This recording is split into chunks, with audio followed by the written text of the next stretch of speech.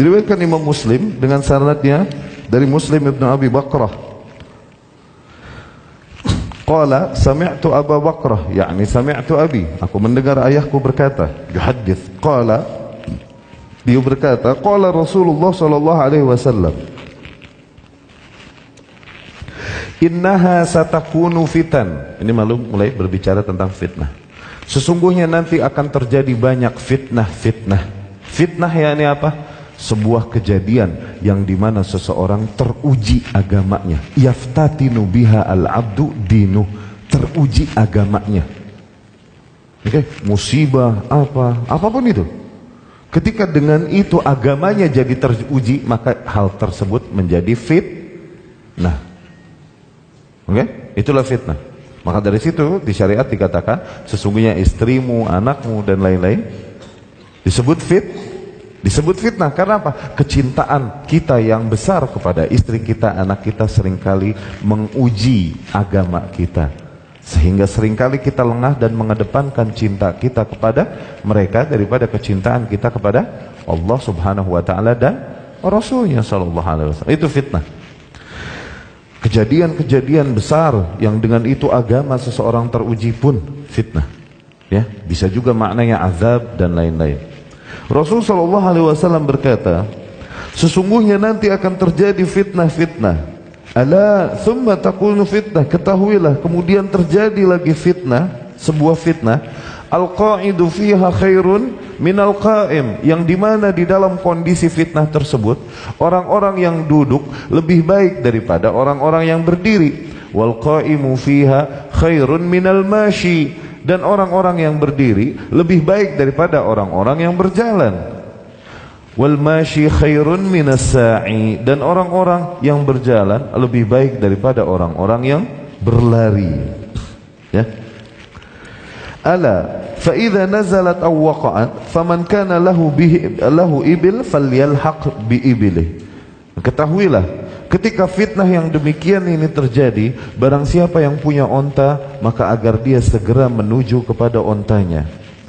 Wa man kana lahu ghanam falyalhaq bi ghanamih, dan barang siapa yang punya kambing, maka agar dia segera menuju kambingnya.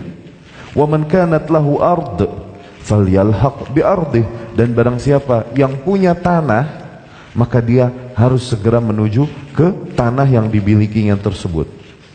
Ya. Rasul sallallahu alaihi wasallam di hadis tersebut bercerita sebuah fitnah yang akan terjadi. Maknanya secara singkat adalah semakin jauh seseorang dari ikut serta kepada fitnah tersebut, maka semakin baik. Seseorang yang duduk lebih baik daripada yang berdiri, yang berdiri lebih baik daripada yang berjalan lebih baik daripada yang berlari. Maknanya semakin dia nggak ikut-ikutan, semakin baik. Ketika fitnah terjadi, yang menjadi masalah adalah setiap orang merasa bahwa aku bisa melakukan sesuatu untuk perbaikan, aku bisa melakukan sesuatu untuk perdamaian. Jangan diem semuanya, duduk dalam rumah. Lihat Mesir, kejadian-kejadian yang mengiris hati. Ini menjadi permasalahan. Kenapa? Setiap kelompok merasa bahwa harusnya pendapatku yang dipakai sehingga negeri ini jadi rapi. Yang kelompok ini berkata, aku yang punya kuasa. Kelompok ini berkata, akhirnya apa? Kelompok yang punya kekuatan turun tangan dan terjadilah apa yang terjadi. Coba sikapi sebagaimana pesan Rasul sallallahu alaihi wasallam. Pesan Allah subhanahu wa ta'ala, ketika kondisi fitnah demikian, urus saja diri kalian. Jangan coba-coba mau membuat perbaikan kepada negerimu, mau memberikan pendapat, berdemonstrasi. Di rumah, diam. Nanti akan kita baca lebih banyak hadis yang dimana itu tuntunan Rasul sallallahu alaihi wasallam dalam menyikapi fitnah. Apalagi yang dihadapi adalah sebuah kekuatan besar yang memiliki kekuatan senjata seperti militer. Udah tahu macan, kenapa dicabut kumisnya? Kan macan. Udah tahu ini militer, bukan orang yang kenal agama, bukan orang yang tahu betapa haramnya darah seorang muslim kalau tumpah nanti ini itu. Dia nggak tahu apa-apa. Yang dia tahu diperintahin, dia laksanakan. Yang dia tahu, ya kan, cara membunuh. Yang dia tahu cara menembak dan lain-lain. Dia nggak tahu halal haram dalam menumpahkan darah. Dia nggak bertakwa, nggak beriman sebagaimana orang-orang yang sibuk mendalami agama. Ini orang nggak tahu apa-apa, cuman megang. Kenapa diprovokasi dengan demonstrasi? Akhirnya terjadilah yang terjadi. Udah tahu orang gila lagi bawa golok, kenapa dikerjain? Kalau bahasa kita nih, ada orang gila jalan bawa golok di rumah, jangan samperin. Kenapa pakai dikerjain? Dikejar ente. Orang gila dia pegang golok. Ini yang terjadi kan? Bukan berarti diamnya yang diperintahkan syariat Islam yang nanti banyak kita hadisnya.